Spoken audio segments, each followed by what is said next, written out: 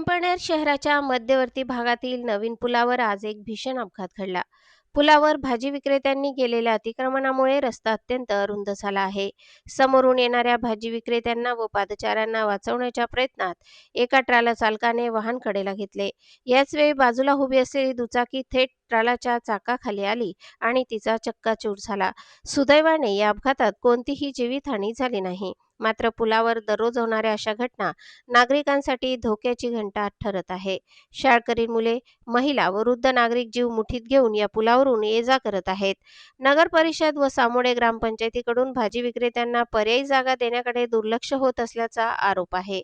वाहतूक पोलीस शहराऐवजी बाहेरील रस्त्यांवर ड्युटी करत असल्याने शहरातील कोंडी वाढत आहे। काही पंटर नगर परिषदेच्या नावाने वसुली करत असल्याचीही चर्चा सुरू आहे। या गंभीर प्रकाराकडे प्रशासनाने तात्काळ लक्ष देण्याची मागणी नागरिकांकडून होत आहे। नमस्कार, पिंपळनेर ग्रामस्थ बोलतोय।